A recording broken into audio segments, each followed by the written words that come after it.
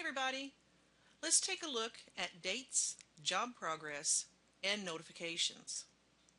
I have went into my job detail simply by looking up by the contact's last name. I put a portion of their last name in the search area and I hit go, and it brought me into the job detail screen here. Now I want to take a look at the dates and the progresses associated with this loss. I'm going to come down to Job Snapshot, and I'm going to click anywhere on this blue line, and it's going to open another screen for me. And here in this other screen, I'm going to be seeing my KPI date inspected. Here I'll find my loss number.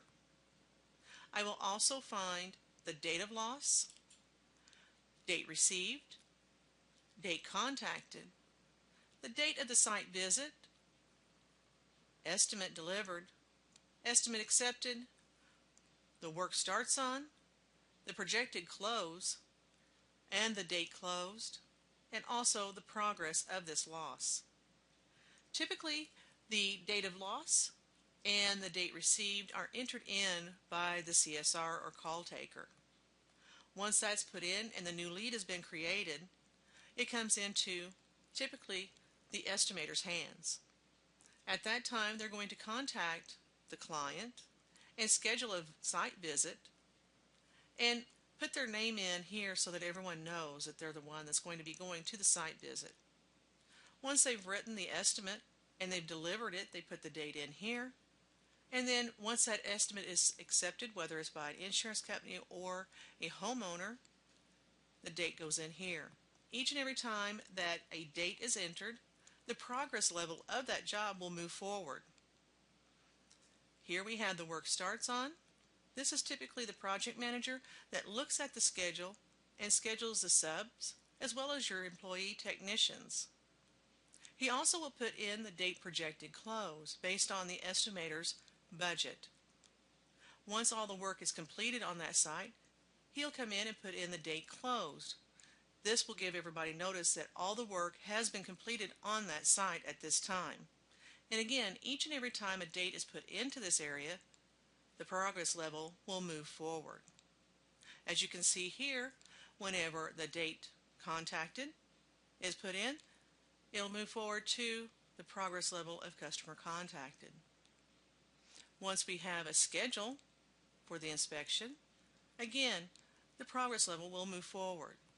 We also have the progress levels for estimate delivered, approved, work authorization signed, in production, work completed, invoiced, collections paid in full, or not sold. Please keep in mind that these progress levels are editable by your administrator. Now that we've reviewed the dates and the progresses, let's enter in the date contacted.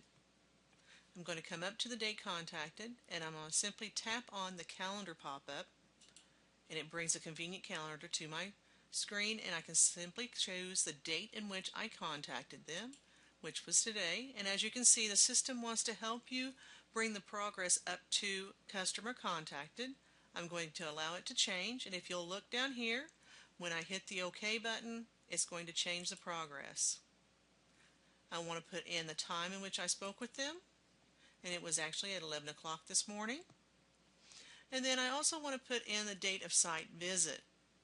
I've already scheduled my estimator to go out, so I want to go ahead and put in my date of site visit. I'm simply going to again click on the convenient pop-up calendar, choose the date in which he's going to be there, and again the system wants to move that progress forward, and I say OK to let it go ahead and move forward. And I'm going to put in the time in which he's going to be arriving, and I also have to put a time in which he's going to be leaving the property. So again, I'm putting in the 27th, and I'm going to be choosing 4 o'clock. I'm also going to come in and I'm going to choose who it is that's going to be on that site. And I'm coming in and putting him in for the site. Once I have these all in place, I simply come down to save, and I save these dates and progresses into the system. As you can see here at the lower right hand corner, you have a little pop-up that allows you to know that it has successfully been saved. Once you're complete, you can simply come up, tap once again on that blue bar anywhere, and it will close that screen up. Now that we've put in our dates and our progress levels have been moved forward, I wanted to give you a sample of a notification that has went out based on one of those dates being entered.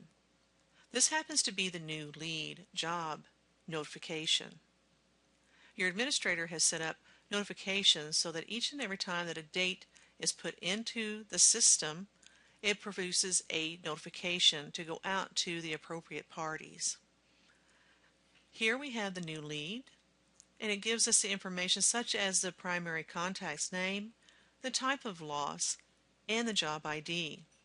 As we scroll through this email, you'll find additional information such as the loss location, the primary and secondary contact information, also additional information such as if there was a referral and who that referral was, adjuster if there is one, or an agent if they're listed.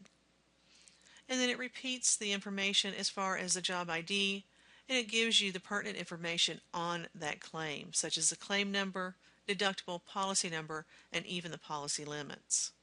Again, this notification is created by your administrator and set up to actively go out when the date has been entered. If you're wanting to have more notification put out into the system, please see your administrator.